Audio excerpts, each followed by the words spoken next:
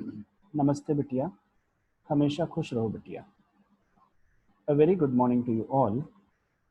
Myself, JV and Dr. Ravi Jain, Assistant Professor, Department of Practice of Medicine, in Faculty of Homeopathic Science at Jyoti Vidyapeeth Women's University, Jaipur.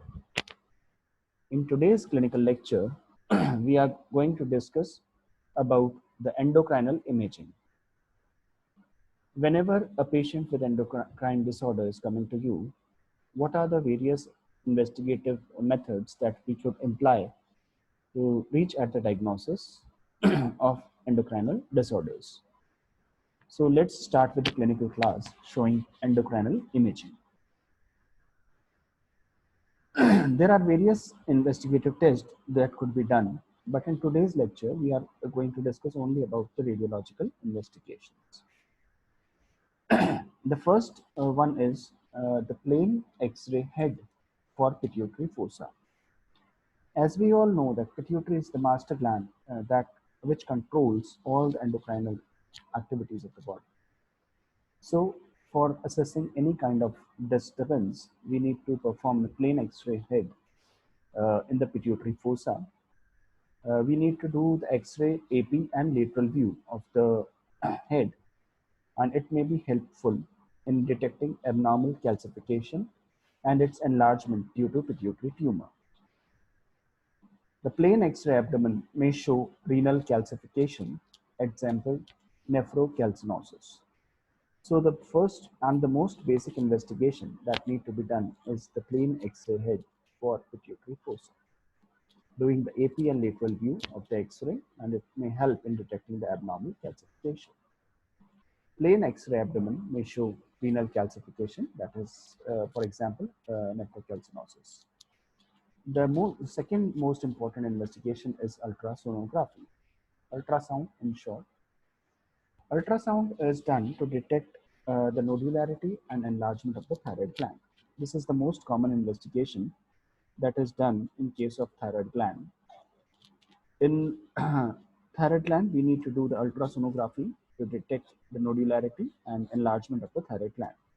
Because we know thyroid is responsible for multiple disorders, and to check for the nodularity, USG of thyroid gland is essential to check if there is a multinodular goiter or any other pathology involved.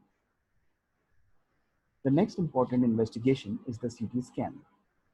CT scan, if you cannot find anything in X-ray, then the next investigation is the CT scan. The CT scan is useful in assessing the pituitary fossa, micro or macroadenoma, to check for micro or macroadenoma, that is glandular enlargement, adrenal gland and thorax. So we need to perform the CT scan.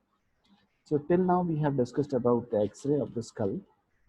Then ultrasonography, ultrasound especially important for the thyroid gland, also for the pancreas and other organs as well. The next is the CT scan, most commonly done for the pituitary fossa of the adrenal and thorax. Next, another important investigation is the MRI of the pituitary.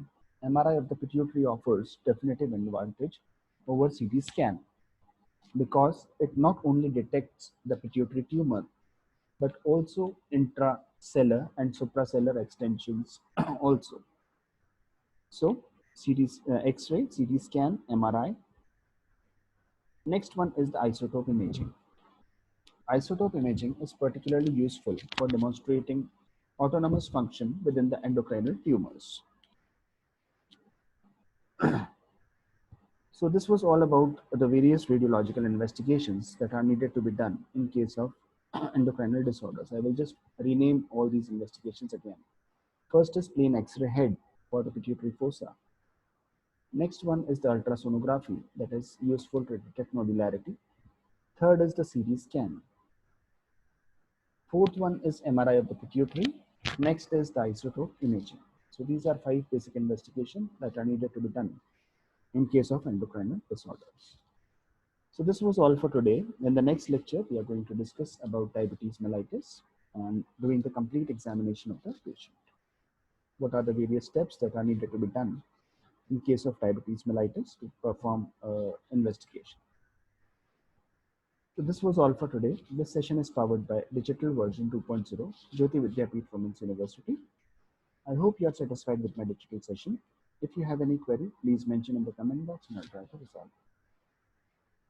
So this was all for today. Thank you very much. We will be meeting in the next lecture tomorrow. Thank you.